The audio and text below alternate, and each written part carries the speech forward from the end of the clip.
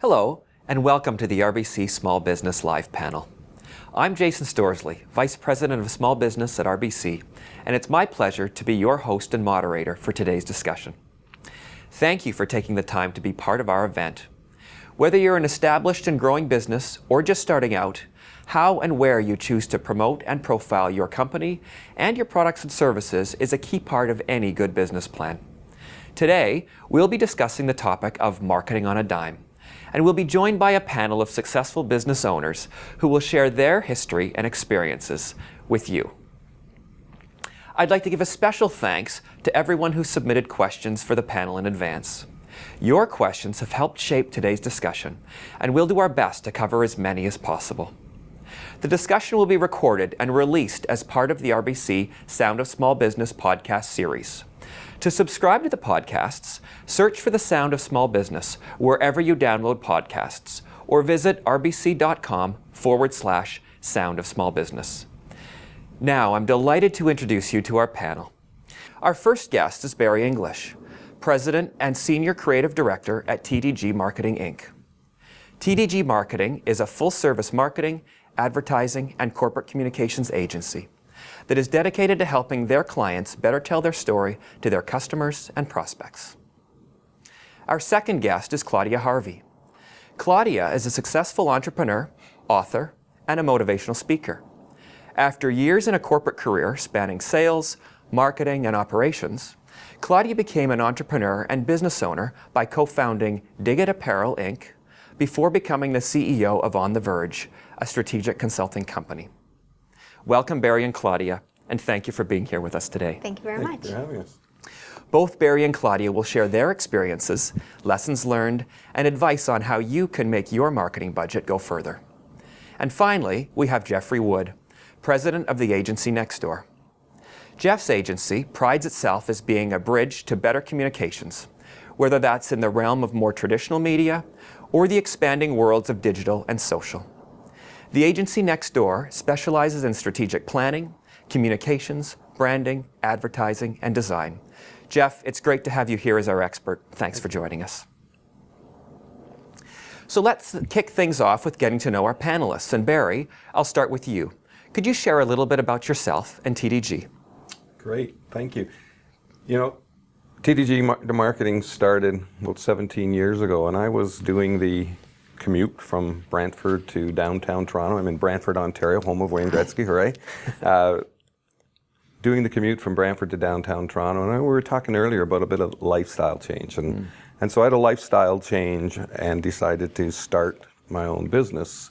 It was amazing. I was very comfortable walking into the chairman's office of the RBC or the president of Xerox.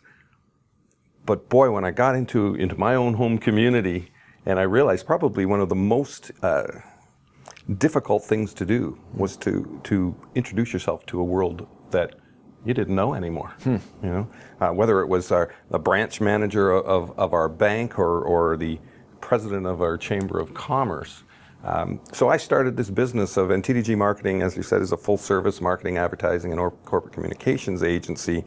We do web design, video production, graphic design, planning, research, digital, social media, all the things we're going to talk about today. But I had to start out with how to market a marketing agency. And I'll tell you that one of the things for me was really getting out into our community. You know, our base, there was no doubt for us that our starting point, our launching point for our business was going to be in our home community. And starting into that base and getting to know people and networking and reaching out and getting our story told. But for me, it all started with, and I think and I say this to our clients today, whatever size of their business, it started by making sure we did good business. We offered good service and made sure that the quality of what we did was able to be sold. Right. Well, that's great. 17 years of experience. We'll look forward to asking you some questions and your advice to helping our participants and introducing yourself to the world. We'll pick up on that a little bit later. Claudia, let's move to you. You have very successfully made that shift from the corporate world into the world of entrepreneurialism. I did. Talk to us a little bit about how you did that in your journey. Well, I was in the corporate world for probably about 20 years in sales, marketing, operations, finance, sort of the whole gamut. And basically out of necessity. I had 3 small children at home, and I wanted to leave the stress of the corporate world, and I'm sure a lot of women and people can relate to that. And I co-founded a business with my business partner at the time, and we created a company called Dig It Apparel. And in the infancy of Dig It, we went on Dragon's Den. And we struck a deal with Kevin O'Leary at the time on Dragon's Den, and this is in season 4, so it was a while back.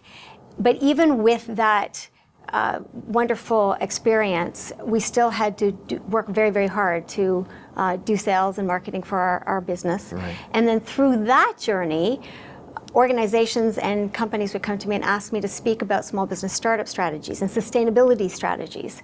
So I morphed into becoming on The Verge, which is a strategic consulting company, and we call ourselves the Possibility Strategist. We make your possibility reality.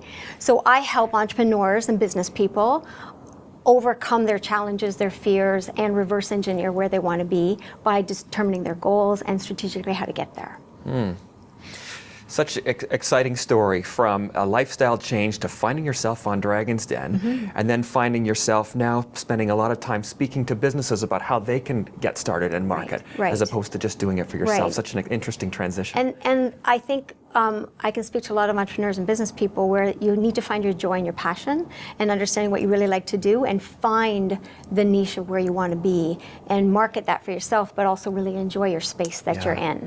It's so true, and I think really speaks to a lot of small business owners just trying to find themselves in their space that they enjoy and really want to invest in. So welcome. Thanks for Thank joining you. us, Claudia. Thank you. Jeff, tell us a little bit about yourself and the agency next door. It's an interesting name, I would think, designed for one that's going to stick and people are going to remember. Well, that's the hope. Just to take a step back first, though, I mean, much like what Barry and Claudia said, I began my career in a very traditional way. I graduated from the Queen's School of Business, and I got a job in the traditional marketing advertising world. And I was going merrily along on that path, and then my wife and I had a son. And when he was 1, I made a decision, there might be a way I can do both, to be that dad and to be that person who is involved in advertising. And I thought I was kind of reverse engineered. So okay, now I've made the decision to leave the big corporate world. Now I'm working for myself. Geez, how do I do this? So my son's now 21. So it's been a great voyage there. It didn't start as Agency Next Door. It evolved in that when I met 2 other people, and we were sitting around the table and we were thinking, what is it that most people really cherish in their relationship with their agencies? And that's the people. And we thought, what's more important as a neighbor, but to be a good neighbor? So we want to be that good neighbor, because we're not going anywhere. We live beside you. We share a fence. We're gonna share recipes with you, and we're gonna have fun. And our very first website had a chocolate chip recipe. Great. So anyway, that's us. So a depth of experience, and sounds like it was a lifestyle change that brought this on as well. It was 3 senior people that all had done the big agency thing. We all came together and thought, there's a way we can make this all work for us. Right. And it's fantastic. Yeah. What a great story. Thanks, Jeff. So before we start our discussion, I'd like to take a moment to reflect on our topic today, marketing on a dime. Why marketing? And what is marketing on a dime? In today's world, entrepreneurs and small business owners, especially those who are just starting out, are sometimes so busy running their business operations, managing suppliers and checking stock levels, that they forget to promote themselves. And even if marketing is on their minds, where to start, what channels to use, and fear of how much it can cost can be daunting. But as the marketing landscape changes, so do the marketing strategies, tools, and price points that are available to small business owners to help them build their brand, acquire and retain customers, and generate business connections, all without spending too much money. Let's look at social media and how it continues to grow at a remarkable rate, while also making it easier than ever for small businesses to connect with customers. According to the 2016 social media stats for SMBs published by Social Media Today, there are 1.7 billion Facebook monthly active users. And the number of social media users around the globe is estimated to reach 2.72 billion by 2019. Now, just to put that into perspective, the population of China is 1.4 billion. So already today, there are more Facebook users than there are people in China. And in 3 years, social media users will be double China's population. In Canada, according to a new survey from Insights West 2016, Canadian social media monitor, the use of Facebook, YouTube, and Instagram is still growing at a good pace, and 18% of social interactions are with businesses. So, how do Canadians interact with companies online? According to the same survey, 30% visit business websites. 18% discuss companies with friends and family. 16% follow companies on Facebook. 7% follow companies on Twitter. 5% interact with companies on a mobile device. And 4% follow companies on LinkedIn. New technology and the rise of social channels is changing how we approach marketing. But is there still a place for traditional marketing in your low-cost strategies? What about marketing creativity? Does it have a role to play? And can great relationships create great marketing? Let's ask our panel. Claudia, you're a successful business owner, but I know it took time to get there. Tell us about how you started promoting your business. I assume you didn't have a lot of money when you started out Dig It Apparel. We did not. No, in fact, social media wasn't a very big thing when we started out because it was 8 years ago. So we had to do alternative ways of marketing and strategy. And I think before you even start marketing, you need to understand where your brand is going to be, what you want to project in the marketplace, and how you want to project that brand into the marketplace, what your features and benefits of your brand are. And you need to eloquently and succinctly talk about your messaging out to the consumer or to the business that you're marketing to. So you really have to understand your niche. And I think in today's day and world, niching your business, niching your service, your product is extremely important because it gives you the competitive edge. Right. Then what you need to do on top of that is marketing that competitive edge. And how you market could be social media, it could be B2B trade shows, it could be what could be different channels. Facebook social media is just one channel.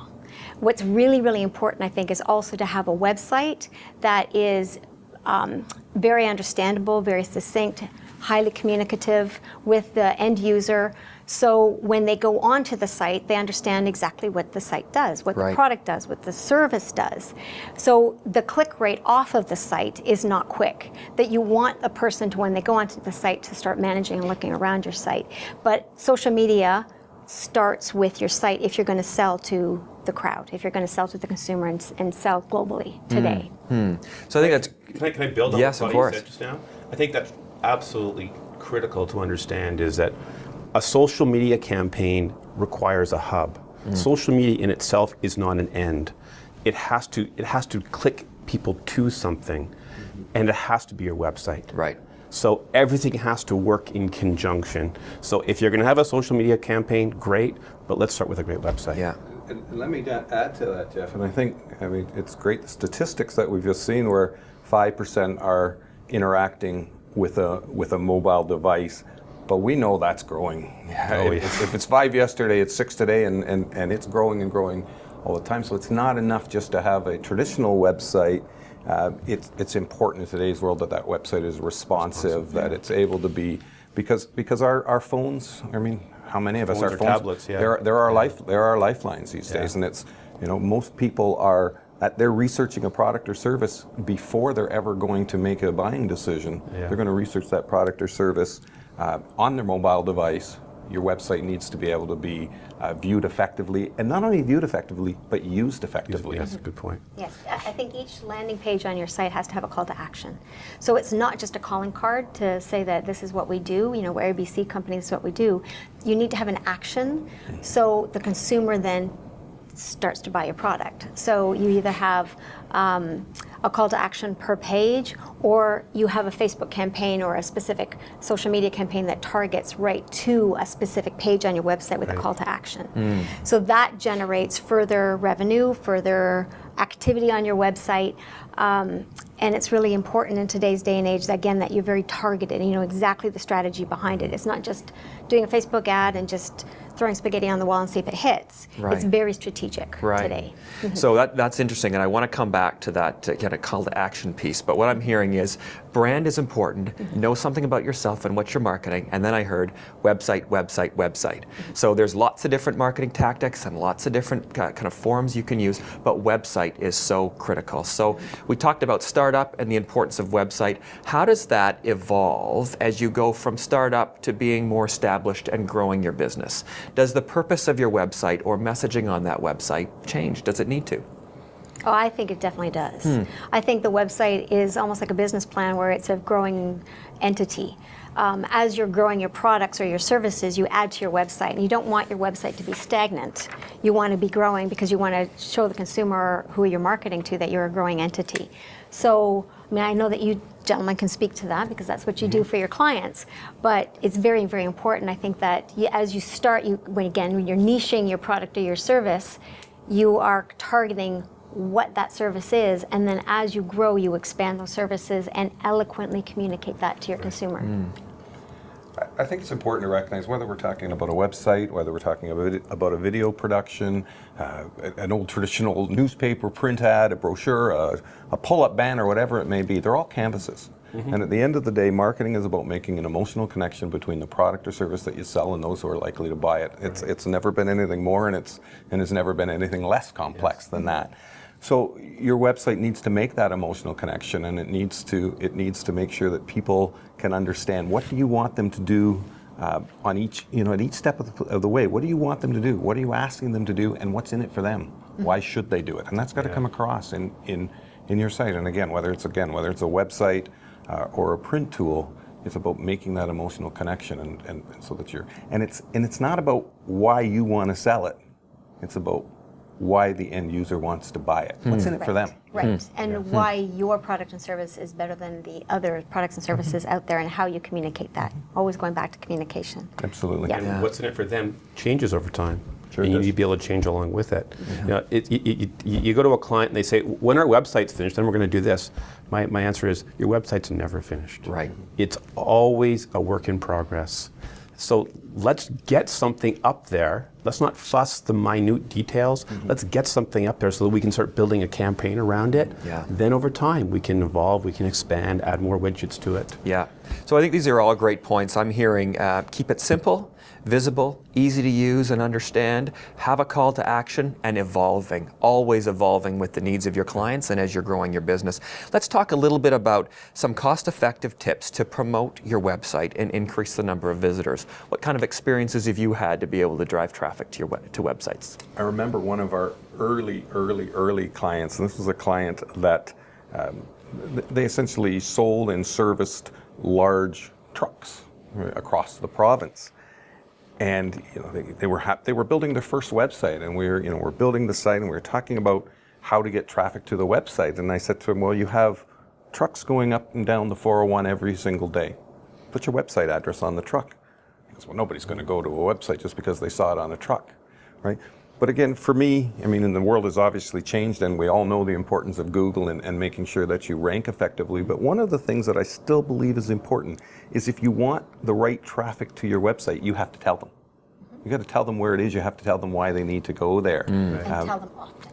And tell them often. Yes, in every single possible way of telling them. So even in your email signature line, put your website Good point. in your email signature line. It says on average it takes 7 touches to make an impression. So a touch could be an email with your website. It could be a truck on the side of the road. It could be people use their website on their cars. So it's touching the audience and touching your consumer, and it's very good point. I would say a website's no different than any other product out there. If you want to get people to come, put something compelling up there for them to want to go. Right. Do they want to share what they've seen?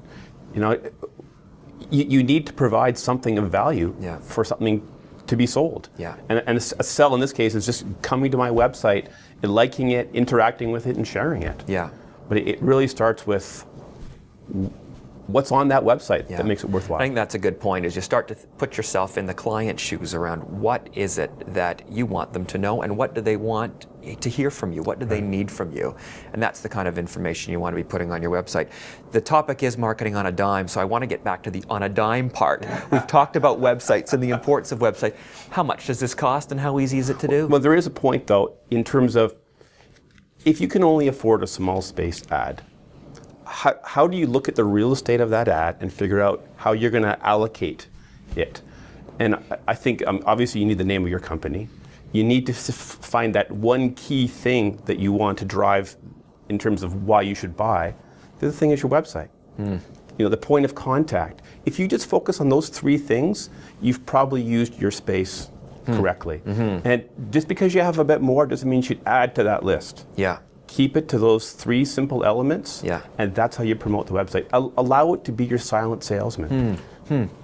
You know, when I started my business, marketing on a dime sounded really good. I don't know that I had a dime. A dime would have been a large budget at that point.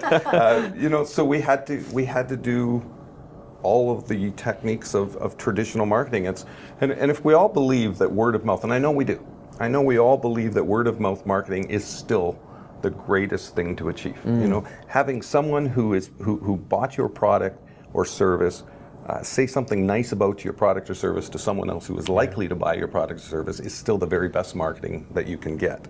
So how do you get out yourself and start talking to people, right? Your website, I think, has to be considered just part of your overall marketing platform. So when we started, I know, we were obviously fortunate, and in today's world, there are lots of platforms to build free websites. You still need great content, and content, I think is always the message. If I could say anything to someone starting the business, is you need to be able to articulate what it is you're buying, what it is that you're selling. You need to understand who is likely to buy it, and you need to speak in a language that they're going to understand. And that's, again, within your website, within every marketing tool, within your elevator pitch. Remember the old days, the elevator pitch? It's still relevant. How do you make sure that I can explain my business effectively to you? So I think marketing on a dime is important, and for businesses starting out to spend their dollars incredibly wisely. But I think the other mistake is not spending any money. Right. You know, it's not marketing on nothing. It's making sure that you're using a small budget effectively to drive price. I'll tell you a great example of that. We're just working with a small business, and they're doing they were running a Facebook campaign, right? And they put their post up, and it was a fairly relevant topic, and it reached about, we're in a smaller community, reached 500 or 600 people. Okay, that was great. That was free. We spent $100 to boost that post, and it reached over 10,000 people. Not only did it reach over 10,000 people, but it reached 10,000 of the right people who fit their demographic. So spending that little bit of money was a worthwhile endeavor. Right. And I think you touched upon something that I think a lot of people could, not spending a lot of money, but effectively do on website and social media marketing, is creating videos. Because videos are a huge, wonderful way of getting across your features and benefits of your product or service. Also create videos for testimonials from your clients or customers. Because that can be shared across different platforms and social media, plus it can be put onto your website. So you will have those live testimonials, and you can have even a person sitting on the home page above the fold, which is above where your computer line is, and having a testimonial of one of your favorite clients. The advantage to their client is that they get free advertising to them because you're on their website, but they're endorsing you and your product. So immediately a person coming to your website, you can see a video of your product or service with you talking about it, or somebody talking about it, in terms of a sales function, but then a real quick 30-second testimonial about one of your favorite customers and why you have been effective for them. So what's in it for them? Back to that again. And then share that into YouTube. Go back up into YouTube and different social platforms. And I was just thinking, how viral these things can go. So filming those videos from the client's perspective, not you as the business owner, but from the client's perspective. And then having other people pick that up from your website, perhaps fan it out. So it's fantastic. Just to add more to that, adding video content improves your searchability. And if you can get those testimonials that you've put on your website to put a link on their website back to you, that improves your searchability. The other thing that's critical for searchability is a responsive website design. So anyone out there who thinks the website we built 5 years ago is good enough today, Right. it's not. Google will not make that website rise to the top if it's not responsive to different screen sizes. Right. So it's time for an upgrade. Right. So these are all great points. I'm hearing some tactics and some content that you can put on your website that would be valuable. It doesn't have to break the bank. It doesn't have to be super expensive. Let's talk for a minute about converting some of that online traffic that you're driving to your website to leads. Any ideas and thoughts or experiences you've got around how do you convert that traffic to an actual lead and pursuing it? Well, I mean, first of all, I think measurability will be important for any small business owner. And what we would typically, just as a starting point, what we would typically say is, if you're going to do a campaign to drive people to your website, let's create what's called a landing page that allows us to track hits to your website from the campaign. So that may require a special URL. It's not complicated to do, and ask an expert and they'll be able to help you out with it. But we need to be able to track how well we're doing, and if we could do better, we can tweak it. So that's number one, find a way to measure. I want to go back to the video for a second, because I think it's an important point that, a couple of important points to make on that. Not only does video help your searchability, I mean, we remember these old sayings all matter, right? So, a picture is worth 1,000 words. Well, if a picture is worth 1,000 words, how much is a video worth, right? We know that statistically, websites that have video on their homepage, their bounce rates are significantly less. So people don't leave the page. They engage, they click, they do something. Think about it yourself. If you go to a website, if it's video there, especially if you can have the video playing, you don't have to. I don't have to click on it to play. It's going to play. Right. It's going to engage you. Now add to that, and this is the whole on a dime portion, right? Yeah, you can. You can produce your own home videos. In today's technology, we've all got smartphones, and we have the ability to produce. I mean, there's whole television shows being produced with phones today, right? But what's the value of professional voiceover, right? A third-party, powerful voice endorsement that says this product or service is good, right? It's amazing. So that marrying that on a dime to not being free, to say, how do I do this? How do I spend it effectively? How do I create? But video for me is one of those ways. It's on your website. It can be used. You can take it to a trade show with you. Right? We haven't talked about some traditional methods. Take it to a trade show with you. You can email it to a potential customer. You can share it on social media. So there's so much power within video, and I think it's an important tool for emerging businesses to use. And then as the business grows and the marketing budget gets larger, you can polish up that type of video and polish up your website. Exactly. Absolutely. I want to get back to something that you said about social media campaigns and going back to specific landing pages. Landing pages are very, very important because it's the call to action, it's the conversion that's important. One thing that's important to know is the difference between clicks onto your landing page and conversion. So conversion is the actual revenue, is buying the product, buying the service. So it's nice to get eyeballs onto the website and onto the Facebook ad and etc. And it's very important to strategically understand how to get the proper customer base looking at the ad, but it's from the ad then getting to the landing page, then doing the conversion. And all of those metrics are really important to do. But I think, sorry, go ahead. No, I want to pick up on those things. I'm just going to welcome our people who are just tuning in. If you're just tuning in, welcome to our discussion. You've joined the RBC Small Business Live panel, and we're discussing the topic of marketing on a dime. If you missed part of our discussion, it is recorded and will be released as part of the RBC Sound of Small Business podcast series. To subscribe to the podcasts, search for the Sound of Small Business wherever you download podcasts, or visit rbc.com/Sound of Small Business. The discussion so far has been very insightful, so thanks for joining us. So I want to switch gears a little bit. We've talked a lot about the importance of website and video and engaging your audience. I want to talk a little bit about targeting specifically. How do you target clients that you are trying to attract for your particular product or service? I personally think that first you have to understand who you are, what your niche and service is, what your product is, and what is unique about your product and service, but also unique about yourself and why you are the best thing since sliced bread to deliver that service out to the marketplace or to the client. So that has to be understood before you go and attract a consumer, because you have to be able to target what type of consumer you want based on who you want to portray. Right. And you, as a small business owner, you live and breathe your brand. You are your brand. So understand how you're going to project that out into the marketplace is absolutely key before you actually go out into the marketplace. That's the strategy. That's the strategic aspect of that. Right. So. Right. I was going to say, imagine you walk into an elevator. Who would you most like to be standing beside? And what would you say to them on the 8 floors that you go up and down? You probably have, less than 30 seconds. So pick your person and pick your message. That's what you should be figuring out to broadcast to a larger version of that. And then it's just about being creative. You know your community better than anybody. So where do those people exist? Are they in the park? Are they in the mall? Are they online somewhere? You know, each person's going to have a different answer to that question. And when I often tell my small business clients and my entrepreneurs that when they're starting to understand who they are, they need to develop a 30-second commercial about who they are, so that when people say, "What do you do?" you don't start rambling on and doing the ums and the ahs and, "Oh, my thing, you know, this and that."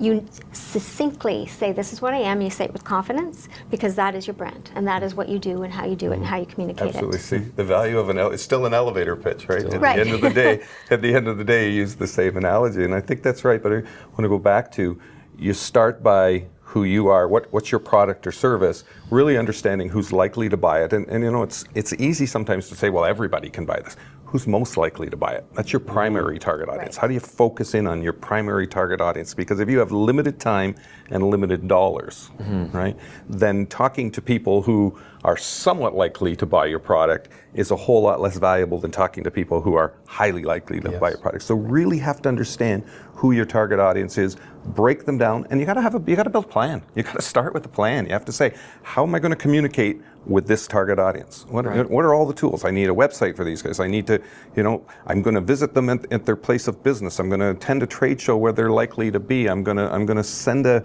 tweet. I'm going to do all of those sorts of things, but you've got to understand where to spend your energy. And then for me, it's all about making sure that you're with your primary target audience the vast majority of the time.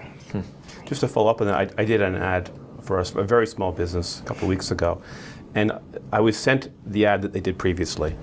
And in the ad, he basically covered off all the different possible customers for his business, and never told me the number one reason I should be a customer. He also, it was a very small space ad in a local magazine. He also allocated probably a third of the ad to somebody who was a family member who was a complementary business, but he was just trying to help them out a bit. So, as noble as that is, you need to focus on your business. So what we gave them back was, let's pick one of those customer groups, let's deliver them the absolute most important message as to why they should buy, and let's see how it does. Yeah.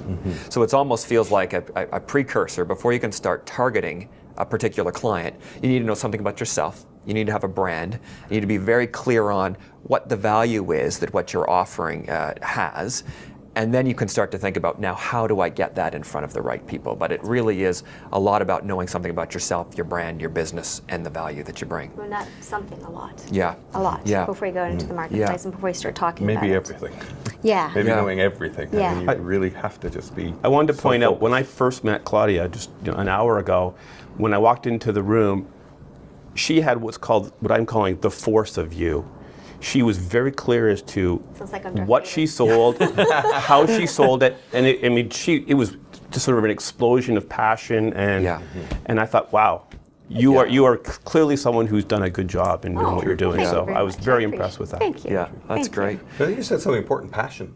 At the end of the day, if you're not going to be passionate about the product or service you're selling, how can you expect someone else to be? You have to live it, breathe it. It has to be important. Right? What's the big world problem that your business is going to be involved with and is going to make a difference in? Yes, because again, as a small business owner and entrepreneur, and you're starting up, and you're in that first 5 years, which a lot of, I think, the viewership is, they're fearful of their other elements in their life that are going to get in the way. And I've been there, I've done it. I've gotten up at 3 o'clock in the morning with this epiphany, this idea. I started working at my desk. I'm not tired at 10 o'clock at night because I love it. I'm living and breathing it. Right. I might be weary, my eyes might be a little bit like this, but it's not something that I'm like, oh, I have to do that again tomorrow. I want to do it tomorrow. So if you are overcoming the fear of getting into business for yourself and becoming an entrepreneur, your upward spiral of possibility and positive reinforcement will fuel where you're going and how you're doing that. So let me pick up on the where you're going part, because you hear so much, and we started with some stats in the beginning around social media, and it's something that is growing rapidly. You can't ignore it. Talk to me a little bit about how do you best use social media when you're starting up a business, how important that is, and how you do it cost effectively. Social media isn't expensive at all. What's expensive is your time. It takes to do social media. You need to brand yourself, in my opinion. You need to brand yourself, not only your personal Facebook page, but a company Facebook page. And there are a lot of social media platforms out there right now. I personally think that you need to take 2 social media platforms, know them extremely well, how to join them, how to share them, how to effectively use your time with them, because social media can take up so much time without being effective, without converting into actually revenue dollars. So you say pick 2 platforms. If you could pick 2, and there are many, which are the 2 that you've had most experience and success with? Well, I think it depends on your product or service. Because if you are a B2B, it might be LinkedIn and Facebook. If you are a person selling a product, it could be Pinterest and Facebook. Twitter, I haven't had all that much success in it. I find it kind of quick, and you only have a limited amount of characters, even though I hear that's going to be expanding as of Monday, which is great. But so I think it really depends on the product or service and how you want to get out there. And always remember, social media is not the be-all and end-all of marketing. But it is inexpensive as long as you do Facebook ads or possibly other ads, and you're not spending a lot of money with experiments. It's the strategy behind it. I think so, but it's content, right? At the end of the day, remember social media, remember that old, I won't say a brand, there was an old hair product, right? And she told 2 friends, and so on and so on and so on. That's all social media is, right? It's 2 friends telling so on, so on, and so on, right? And it's become, we know today, in fact, Facebook is really a paid platform today. There's so much change, but at the end of the day, if you're a business starting out, they're great platforms to utilize to start a Facebook page, and I would argue to start a Facebook page and separate it from yourself personally. Connect your personal brand, but make sure that if you're trying to build a brand, that you let that brand grow and breathe and thrive. Ask people, how do you get people to your Facebook page? Ask them. Network. Make sure that you tell them, here's where you go. Give them a reason. And that reason can't always be buy my product. That reason has sometimes got to be, here's why this kind of product is going to work in your life. Here's a safety tip to drive, to make your life safer when you're using our product. Here's 10 different ways that our product can impact your life that you hadn't thought about. You've got to be creative, right? And to your point, it doesn't take a lot of money. It takes a lot of time, and one of the things that I think is really critical, go back to marketing on a dime, is to step back and say, okay, is that my best use of time, or in fact, am I better off to bring someone in who really understands all those platforms to help manage my social media and let me go about doing what I do really well, so which is making my widgets. Managing it becomes so important. But I was hearing something from the 2 of you that says, as important it is to have a brand and a personal brand and your own personal Facebook page. And sometimes small business owners and the businesses are so intertwined. But what I'm hearing is it's important for your business to actually have a life. It has to have its own page and its own brand and its own value. So and I think that's really important. You put your logo on it. You put pictures of your product on it. You don't necessarily do that on your personal Facebook page. Your personal Facebook page, you're sharing with friends, family, cute stories about your dog. You don't want your dog on your business page unless you're selling, a dog food. So again, the business page does have a life of its own, and you can use it and target your messaging on your business page versus your personal page. Right. If you do have an amazing accomplishment in your business, absolutely share it to your personal page. So there could be some overlap. Oh, there. absolutely. Very much so. Yeah. Absolutely. Yeah. Very much so. Jeff, talk to me a little bit about your business and the I completely disagree advice. with all that. Just for different I love to hear it. I think that social media is exactly that. It's a social page. And corporations and businesses are not human beings. People don't want to share with a business. They want to share with a person. So I would say if you're going to try to use social media effectively, you've got to personalize your social media presence. And that means, I talked about the force of view. That force of view has to be evident in everything you do in your social media activity. Because otherwise, evidence has proved this out. People don't want to actually engage with a business. And you talked about how many Facebook users there are. I know that means they signed up once to get a Facebook account. Right. But in reality, that represents a much too large a number for the people who are actively using it. Yeah. Further, you take an even smaller proportion of that, the people who are actively engaging with a brand. It becomes minuscule. So the numbers look impressive when you don't actually digest them very deeply. Right. But I think there's far more effective ways to spend your money and your time and your passion. Interesting. So a different perspective on social, still seeing it as being important. But let's talk a little bit about social versus some of those more traditional styles. You hear less about shoe leather marketing and grassroots marketing. But does it still play a role? And how do you use it in your businesses? When I launched my business, I would say, and I say this publicly, the Chamber of Commerce. I live in Brantford, Brampton. The Chamber of Commerce for me was a huge source of introducing my business to the community, networking with people, providing some credibility. It gave me some credibility. It gave me an opportunity to talk to like-minded people. It was such an important part of our business. And then we looked and we said, boy, it's working so well, and it's like anything else. You only get what you put into it, right? So if you're a member but you're not going out to a meeting or joining a committee or volunteering, helping out a little bit somewhere, if you're doing those sorts of things, then your business starts to gain a profile. It starts to gain a personality, right? So I think those network chambers of commerce, networking groups, social Rotary clubs, all of those sorts of things where you're actually involved in the community, I think are an important part of where it's an opportunity to share your business story, right? And I think, Jeff, I want, because I agree with you. I do agree with you.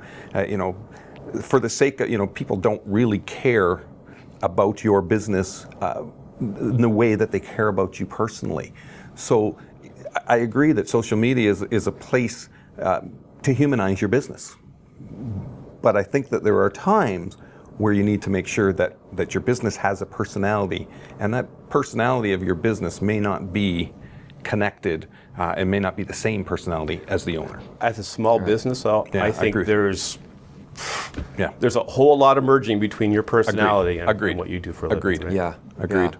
So the world may be going digital in a lot of ways, but don't forget about these traditional types of marketing tactics. They're still very effective. Talk to me a little bit about print. It used to be that print was big, newspapers, magazines, pamphlets. Where are we with print today, and do any of you use it? I use print constantly. I send appreciation and thank you notes to my clients all the time. Awesome. All Nice. the time. After I meet them for the first time, I send them a note. After I close them as an account, I say I'm looking forward to meeting and working with you and having you grow. And there are tools that I use effectively to do that I've automated, that is not reinventing the wheel all the time. Right. So I think that personal touch goes tremendously a long way for building your business and retaining your business. Because it takes 80% of the time to actually obtain a business and 20% of the time to retain it. Right. So effectively use your time to retain your clients. And how do you do that? You do that often with print. You do that with emails, absolutely, but the open rate for emails is about 3%. So know that and understand that don't spend 3 hours over an email because it's not as effective sometimes as print. Right. I was going to say, no matter what you do, you got to figure out how you're going to stand out in your doing it. And I would suggest great it's point. actually a whole lot harder to stand out using social media than other medias give you more latitude to work with. So, for instance, we had a small business client a couple of months ago, and we did a direct mail campaign. Like, direct mail, who the hell does that? I mean, real estate agents use that. That was the most powerful message we ever had delivered. It was phenomenal, and it's just how you approach it. And it actually went from the printed form, nothing to do with us, but it suddenly was picked up social media-wise. People were taking a picture of it and sharing it. Like, wow. That's a successful campaign. Yeah. Yeah. So print is effective. You've used print successfully. Don't forget about that in the social age. What are some other forms of networking? Print has been used for networking and building those relationships. Barry said something really key, which was understand your community and Yeah. figure out a way to get that community to support you. Because if you can do that, you are golden. And I talked to, when I was coming onto this panel, I talked to a small business friend of mine. I said, look at your 6 years running a store. What's been the most powerful thing that you did that can help explain the success you have today? He says, 100%. It's all the charities that I got involved in, donating my product, donating my time. And it's like, wow, the community responds to that. Now they know I'm that good guy that helps out, so they bring their business to them. And that's Right. another touch point in the community. You get your logo out there, you get your brand out there, and it's a feel good. Yeah. It's a wonderful thing that you're doing this and you're donating your time and your product and your service. So it's a feel good. People remember that. And they think that's wonderful. It's another touch point. Yeah. You talked about the human side earlier, Claudia, and I think it's so easy to forget that in these days of social, but how meaningful a handwritten card, a personal thank you, and it can play very much into your business strategy, because you talked about 80% of the effort to get a new client, 20% to retain it. And so that how you close that sale or that relationship that you have becomes so critical. Talk to me a little bit about business and client retention. We talk about new clients and building new clients and driving new traffic to websites. What are the tactics in retaining clients and some of the strategies you've used? It's creating that personal touch. It's having amazing customer service. That it's when you have a new product that's in your lineup, you're able to go back to your existing client base and able to upsell that because they've already trusted you and they like your products that you've already had. And it's about, again, communicating effectively what you can do for them in addition to what you've already done. Right. So it's that personal touch. It's all customer service. So there's strategy of sales, new sales, but there's whole strategy in customer service and how to keep that customer close to you. Yeah. And I think it's extremely important, and it's a lot easier than acquiring new sales. Yeah. And I think it even starts even before that. It's even before the customer service. If you're gonna start a hairdressing salon, then cut really good hair. Cut hair fantastic. Be the best hair cutter that you can be. If you're going to sell widgets, make sure your widgets work really well. And I think at the end of the day, it's quality. Yeah. Right? In today's world, quality still matters. So if you're looking at your business, if you've started your business and it's not going as well as you want it to go, really step back and look at is my product or my service up to the level it needs to be to be able to compete in today's world. Before we went to the market, we took 9 months, and when we're in Dig It, we took 9 months to actually create the prototypes to understand if the prototypes are going to work. Because if they weren't working on my business partner and myself, which was our niche market, we were the niche market, then we weren't going to be able to sell it at the price point that we wanted to sell it at. Yeah. So you're right. It's very important to have the product and the service that you want to portray out in the marketplace. Yeah. Sorry, go ahead. I was going to say, as human beings, we prefer the familiar. And if you've done a good job for someone, why on earth would they go anywhere else? Right. I mean, unless you've moved or they've moved, I'd way more rather walk into the same place or talk to the same person to get the same product. Yeah. Or something similar. Yeah, and that's very much what I'm hearing from both of you as well, Barry and Claudia, around know what you do it better than anybody else, and make sure your clients are absolutely loving it. So let's talk about word of mouth for a second, because it plays in very much into that. And we were talking earlier about word of mouth, and how do you branch out beyond word of mouth in terms of marketing tactics? Well, I have a different take on print. Right. And becoming an expert in your field, because say that you have a widget and you have an exceptional widget and you become an expert in the widgets. There has to be trade magazines, or there has to be publications out there that you can actually submit articles to, and you become the expert in your field. So you become the voice of the widgets. Absolutely. And magazines, articles are always needed in magazines and trade articles, and Especially in today's world where it's online magazines and journalism is open to everybody today. Right, right, and that's how you go from grassroots to much bigger. That's how you grow globally, and then you can start social media playing that. So you've got your touch point in a magazine as an expert. Yeah. And then you can play off of that into a social media campaign. So there's different ways of strategizing on how to market that, but it costs nothing to submit an article to an editor in a trade publication or a magazine and see if it gets picked up. Or a blog. Or a blog. Yeah. Yeah. So I love what you just said there. You talked about marketing on a dime and more effective ways to get people to your website. If you can get a partnership with some media out there who can authenticate what you say or what you do, you're gonna drive way more than I could, as a professional, I could ever help you do better. Right. So find those media people in your community and talk to them. Yeah. So let's pick up on that for a second, because we're talking to people, we're printing ads, we have an effective website, that we've got our messaging is clear and the value proposition is clear. Talk to me about how you turn some of these connections into sales. Because sometimes it's very hard to kind of bridge that gap. I've met somebody, by word of mouth, they've now come, but how do you actually turn some of these connections effectively into a sale? Ask them. It's Yeah. nothing's changed. It really is. Yeah. And I don't care what platform you're using or where you're doing it. At some point, you have to ask for the sale. Right. I've always believed a sale is a collision of time and need. And the role of marketing, is to build the brand's awareness and understanding, so that when that collision happens, they go, they're set up for it. dig it. That's who I need. Right. That's what I need at that point, whatever it may be. But at the end of the day, there has to come a moment. Your website has to ask for the sale. As a call to Your action. social media has to drive them. You have to ask whether you're asking for the sale or you're asking for an action.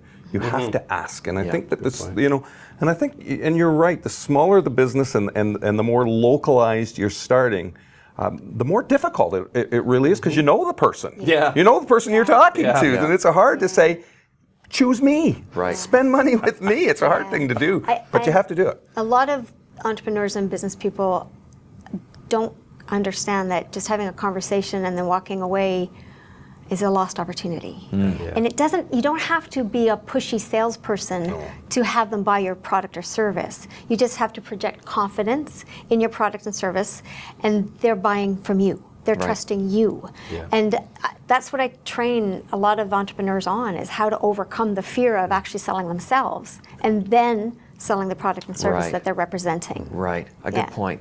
So Even if you're not a small business, even if you're an employee, when I graduated, I was told at the end of the interview, ask them for the job. right. Absolutely. Like I've said why I think you're great, and why this company would be fabulous for me. But at the end of the day, can I have the job? Yeah. Put them on the spot. And then follow it up after a meeting. Of course. After an opportunity is absolutely critical. So you do that in a phone call, an email, So a let's card. talk about that follow-up. And I was going to ask you, do you do it in a phone call? Do you collect email address and build distribution lists? Like, what's an effective way to follow up All of the and above. track all these communications? All of the above, Claudia, is what you're saying. I still do some old-fashioned prospecting, and I'll do it where I don't know anyone. I'll do cold calling, and I love doing cold calling. Okay. I walk in with a little print tool. Print still has value.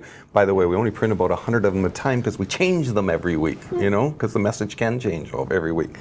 I would love to walk in and just, no pressure, just hand it to them and say, hey, the only reason I'm here today is to find out who handles your marketing, so that I can start a conversation with them. It's, Yeah. and then follow up. And how can we help you? It's not enough to say, a sale to help my bottom line isn't the answer. It's what difference can I make in their business? How can I build their website so that it can help them do better business? Right. How can we produce video that's going to help them stand out against the crowd? How can we do market research that's going to give them a little bit of information to do better business? Right. You know, all of those sorts of things. And I think that's nice to keep in mind, because as we think about how we're marketing to our clients, it is about what we're doing for them. What's our value proposition? But why is it that they should actually want what we have to offer? And I think that's so important. We've covered a lot of ground today, from online websites to traditional marketing to social media. I think it's been fantastic, and we really appreciate the three of you sharing your experiences with us.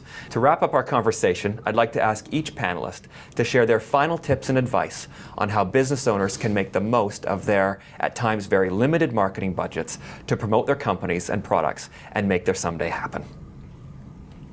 I was going to say, as a small business person, you have limited resources. So it's really important that you spend all 10 pennies of your dime wisely. Right. But by all means, you got to spend them as well. Just make sure that you spend them correctly, wisely. And if that requires talking to someone who actually does this for a living, I suggest doing that. If you're going to hire someone to do your pipes, to do your electricity, hire someone to do your advertising.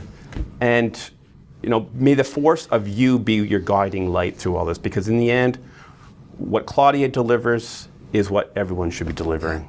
So it's not just about the cost, it's about what return are you actually Correct. getting for it and where you're going to spend your time and your money. Claudia, any closing thoughts and tips for our audience? I think the very first thing is you start with your mindset and you understand where you want to spend your time, your effort, your money, and understand that you have the confidence that you can go out and sell yourself, and you network. Right. Network. Yeah. And Yeah. you never know where that one communication with that one person who you didn't know is going to leapfrog into something else, into something else, into something else. Yeah. And that is absolutely key. And I think that's great advice. Whatever you are doing, wherever you're at, you're always marketing. You're always making those connections. You are always building a network. And I know that's been key to your success. It doesn't cost a lot to network, Yeah. right? There's a lot of free events out there. Yeah. A lot of meetup events that you just go out and you start talking to people. Have Yeah. business cards Yeah. at the ready all Yeah. the time. All the time. Absolutely. All the time. Barry, closing thoughts and tips for our audience? Absolutely. Start with a marketing plan.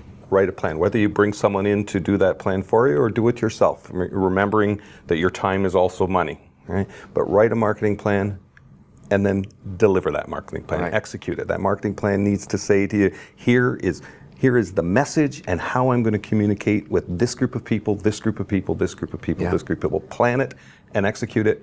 Have passion while you're doing it and do good business. That's great advice, and from all of you, thanks again. This has been fantastic. That's all we have time for today. Thank you for tuning into this RBC Small Business Live panel. We hope that we've provided you with some valuable advice and frugal ideas on how to boost your marketing efforts and make your budget work harder to promote and grow your business. If you still have questions or need further advice, we're always here for you, whether you're a new startup looking to grow or thinking of exiting your business. For advice, please contact an RBC Business Advisor at your local RBC branch or call us at 1-800-769-2520 and we'll be happy to help you. If you missed parts of our panel discussion, it's been recorded and will be released as part of the RBC Sound of Small Business podcast series. To subscribe to the podcasts, search for the Sound of Small Business wherever you download podcasts or visit rbc.com/Sound of Small Business. Special thanks to our panel members, Barry, Claudia, and Jeff, for joining us today. I really appreciated our time together. Thank you for sharing your thoughts and insights and experiences with our viewers. And thank you, everyone, for joining us. Our goal is to keep these discussions as relevant as possible to small business owners and those thinking of starting a small business. So we'd love to know what's on your mind. Please let us know what other topics you'd like to discuss or focus on at a future panel discussion by answering a poll that will be posted shortly on our event page. And of course, stay tuned for details on our next RBC Small Business Live panel discussion in February. Thanks, everyone.